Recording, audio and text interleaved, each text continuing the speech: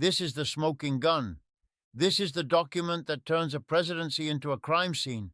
And if you're watching right now, I need you to slow down and pay attention, because what I'm about to lay out doesn't just explain what happened this week. It explains why so many people lost everything. You probably saw the headlines. You saw the clips go viral. You watched the President of the United States stand on a stage in Davos and declare, using the full authority of his office, that America had secured exclusive sovereign rights to the mineral wealth of Greenland. Then you watched the market react. Greenland Resources Corp., ticker symbol GRC, exploded from $2 to $200 in 48 hours. Institutional money poured in, pension funds piled on, retail investors followed. Entire online communities declared it the deal of the century, the Louisiana Purchase 2.0, and then just as fast, it collapsed, straight to zero. As of 6 a.m. this morning, Monday, January 26, 2026, we finally know why. What you are about to hear is not a misunderstanding. It is not a negotiation gone wrong. It is not a policy failure. It is a premeditated, mathematically precise financial crime. Overnight, a massive data leak, now known as the Arctic Papers, was released onto the dark web by the activist collective Glass House. The cache contains more than 50,000 internal emails, encrypted signal chats, wire records, blockchain transactions, and beneficial ownership documents tied directly to the inner circle of the Trump White House. And what they reveal is devastating. There was never a deal. Denmark never agreed to sell. Greenland's parliament in Nuuk never agreed to lease. The treaty waved at rallies and held up for cameras was not a property deed. It was a non-binding cultural and research memorandum that the administration knowingly mistranslated and deliberately misrepresented to the world. Why? Because they needed cash. Immediately. And here's where it gets truly disturbing. The Arctic Papers expose a direct link between the Greenland hype campaign and the Japanese bond collapse we covered yesterday. Senior administration insiders, working through a network of offshore shell companies, were facing catastrophic margin calls tied to the yen carry trade. They needed liquidity, they needed volume, they needed a bubble, so they manufactured one. This wasn't statecraft, it was a rug pull, and you were the exit liquidity. The setup. The brilliance, if you can call it that, of this scheme was that it rested on a kernel of truth. Greenland is valuable. It holds rare earth elements, neodymium, dysprosium, terbium, the industrial vitamins of the modern economy. You can't build fighter jets, EV batteries, or smartphones without them. And yes, China currently dominates the global supply. For years, American strategists have openly discussed breaking that monopoly. Trump's team took that legitimate geopolitical goal and weaponized it for personal profit. Here's how. The timeline of deception. January 10th, anonymous sources leaked to Fox Business that a historic agreement is imminent.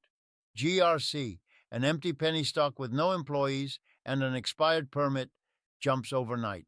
January 15th. The president tweets, Greenland is coming home. Huge news soon. China is out. The stock surges. Retail investors flood in. January 20th. At a press briefing, the White House press secretary holds up a thick, leather-bound document. She calls it a framework for resource sovereignty. No text is released. No details provided. The visual is enough. The stock rockets higher. January 22nd. Davos. This is the peak. From the world stage, the president declares, we have total control. He explicitly names Greenland Resources Corp. As the primary development partner. Let's be clear. A sitting U.S. president publicly pumping a specific penny stock is not politics. It is securities fraud. GRC briefly reaches a valuation larger than Ford Motor Company. But inside that leather binder, according to the Arctic Papers, it was a draft of a 2019 climate study. What Denmark actually signed was a 3-page memorandum on academic exchange and polar bear research. No mining rights, no sovereignty, no exclusivity, nothing. The entire story was designed to last 1 week, just long enough for insiders to sell, and sell they did. The evidence. Inside the leak is a folder labeled Project Iceberg. An email dated January 5th, 2026, from a senior advisor reads, "We're underwater on the yen trade. The Japan situation blows up next week. We need a bridge. How fast can we move the GRC vehicle?" The reply, "Vehicle is ready. We control 85% of the float through offshore shells. We need a catalyst. Can the big guy drop the news before Tuesday?" Another email, January 12th. "The Danes are panicking. They say they never agreed to this." The response, "Doesn't matter. We just need the headline to stick for 72 hours. Run the map graphic. Fox will pick it up. By the time they deny it, we'll be out." That sentence alone establishes intent. They knew it was false. They knew the correction was coming. They just needed time to dump. The cash out. On January 22nd, the day of the Davos speech, three shell entities unloaded $4.2 billion worth of stock, selling directly into the rally. The buyers, pension funds, retail investors, families who believed they were buying a piece of American history. The shell companies traced back through Delaware, the Caymans, Bermuda, and the Cook Islands to a trust controlled by a senior White House advisor. One account links directly to a blind trust associated with the president himself. Why the rush? Because that same family office was facing a $3.5 billion margin call after the Bank of Japan raised rates. Without the Greenland pump, they were finished. So they transferred the losses straight to the public. The fallout. Denmark has now gone public. Their foreign minister held up the so-called treaty and called it what it is, a weather data sharing agreement. He confirmed that the Trump team didn't send diplomats. They sent real estate lawyers, sign or face tariffs. When Denmark refused, the administration simply pretended they agreed. That's why European leaders walked out at Davos. They weren't weak. They refused to participate in a lie. The legal collapse. The SEC has halted trading in GRC. A formal enforcement investigation is underway. Rule 10b-5 is explicit. False statements that move a stock price are illegal. The DOJ and SDNY are preparing subpoenas. Advisors can be indicted. Shell CEOs can be flipped. Each email, each wire, each transaction, its own count. Civil lawsuits are already forming, and this time the victims aren't political opponents. They're the base, people who trusted him, people who followed the influencers, people who put college funds into a stock the president told them was safe. That bond is broken. Populist leaders can survive scandals. They cannot survive stealing from their own supporters. The end of the myth. This wasn't deal-making. It was boiler room fraud. The presidency was reduced to a marketing arm for a penny stock. Foreign policy was turned into a liquidity event, and the office itself was used as collateral. The money is gone, the trust is gone, and the fallout is only beginning. Glasshouse says more files are coming, and if this is just the first drop, then Greenland was only the opening act. How the ownership was hidden. To understand how this survived even a few days of scrutiny, you have to look at the structure. What investigators are now examining is a classic concealment strategy, sometimes referred to as a Russian doll LLC stack. It works like this. A company in Wyoming is owned by a company in Delaware. That Delaware company is owned by another entity in the Cayman Islands. The Cayman entity is controlled by a trust registered in the Cook Islands. Each layer exists to frustrate transparency. Each jurisdiction adds friction, delay, and plausible deniability. On paper, no single document appears incriminating, but the Arctic papers include something banks are legally required to keep: beneficial ownership declarations filed for anti-money laundering compliance. And that's where the wall collapses. Those forms require the true controlling party to be disclosed, quietly, internally, to the bank. In one of those filings tied to Patriot Holdings LLC, the signature does not belong to a lawyer or trustee. It's a familiar, looping Sharpie signature. That's the keystone.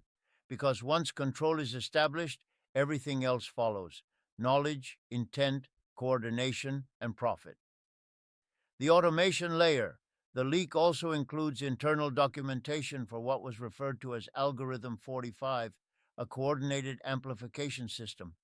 Bot networks scraped headlines containing the words Greenland, rare earths, and sovereignty, then automatically reposted them with bullish framing across X, Reddit, Telegram, and fringe investment forums. AI generated due diligence reports, entirely fictional, were seeded into comment threads and reposted as screenshots to evade moderation. This wasn't organic hype, it was industrial scale narrative engineering. And that raises a second order question regulators are now grappling with. If automated systems were used to knowingly spread false financial claims, what responsibility do the platforms bear? That question doesn't stop at this case. It extends to the entire social media-driven retail trading ecosystem. Why the silence is loud. Notice who isn't defending this. No coordinated talking points, no cable news blitz, no social media counteroffensive. Because defending a culture war controversy is one thing, defending a collapsed stock is another. Once money is gone, loyalty evaporates. Political allies understand this instinctively. They know that aligning themselves with a financial loss, especially one borne by their own voters, is fatal. That's why the reaction has been absence, not outrage. The real damage. This story isn't just about a stock. It's about what happens when the credibility of the presidency is converted into a financial instrument. Markets function on trust. Diplomacy functions on trust. Currency, alliances, and institutions all assume that official statements are not knowingly false. When that assumption breaks, the damage spreads outward, far beyond any single ticker symbol. Foreign governments recalibrate, investors retreat, allies hedge, adversaries probe. The cost isn't measured only in dollars lost this week, but in credibility lost for years. The final break. Scandals usually fail to penetrate belief systems. Losses don't. For many supporters, this wasn't abstract politics. It was personal. It was savings accounts, college funds, retirement plans, tied directly to a promise that turned out to be empty. That's why the reaction is different. That's why the language has changed. Not resist, not impeach, refund. Populism survives outrage. It does not survive betrayal at the checkout counter. What happens next? Investigations move slowly until they don't. Once documents are public, the pace accelerates. Civil discovery moves faster than criminal prosecution, and testimony, once compelled, tends to cascade. The Arctic Papers are not a verdict, they are a starting gun, and according to the group that released them, this was only the first tranche. If that's true, then Greenland wasn't the end of the story. It was proof of concept. Closing every era has its signature scandal, the one that crystallizes everything people suspected but couldn't quite prove. Not because it's the worst, but because it's the clearest. This wasn't policy failure. It wasn't ideology. It wasn't even ambition. It was leverage. And when the most powerful office in the world is used as leverage in a trade, the trade may settle, but the damage doesn't. The money is gone. The illusion is gone. And what comes next won't be decided on a rally stage, but in courtrooms, balance sheets, and sworn testimony. Stay with us, because this story isn't over. The long tail. What comes after the shock is always quieter, but far more consequential. Markets don't just react to losses, they remember betrayals. For decades, the assumption baked into global finance was that even when U.S. policy was reckless or controversial, it wasn't fabricated for personal enrichment. That line mattered. Once crossed, it changes how every official statement is priced. From now on, every geopolitical announcement carries a discount. Every historic deal is met with skepticism. Every market rally tied to political power is stress-tested for manipulation. Trust, once degraded, does not snap back. The institutional reckoning. Inside federal agencies, the response is already underway, not publicly, but structurally. Career staff at regulatory bodies understand what this precedent means. If the executive branch itself can be weaponized to move markets, then traditional enforcement models no longer work. Disclosure rules, conflict of interest standards, and blind trust assumptions all break down. That forces a recalibration. More aggressive subpoenas, lower tolerance for ambiguity, less deference to office, more scrutiny of action. This isn't about one administration.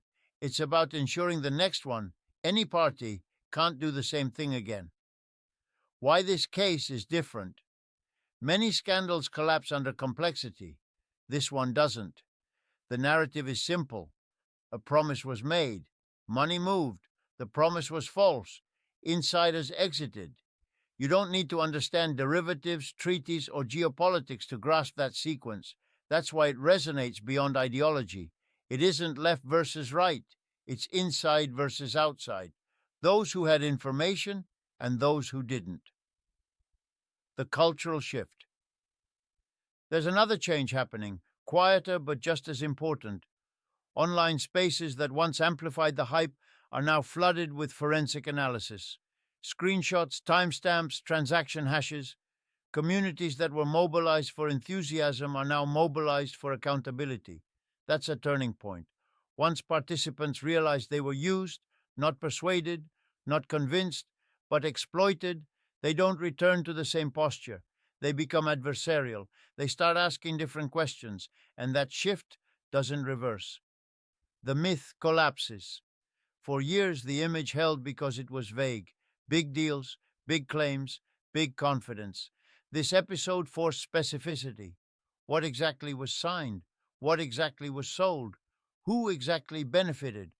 When the answers arrived, the myth couldn't survive contact with detail, not because people changed their politics, but because the numbers didn't add up. History's verdict. History rarely remembers the moment a scandal breaks. It remembers the moment belief collapses, not when accusations are made, but when defenses stop working.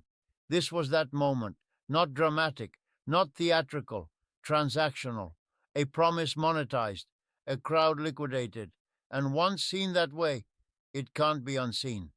Final word: power can survive outrage. It can survive mockery. It can even survive disgrace. What it cannot survive is proof that it was used as a vending machine, where loyalty went in and cash came out somewhere else. That's what makes this different. That's why it lingers. And that's why, long after the headlines fade, the consequences will still be unfolding. Because when trust becomes a trade, eventually the market closes, and this one just did.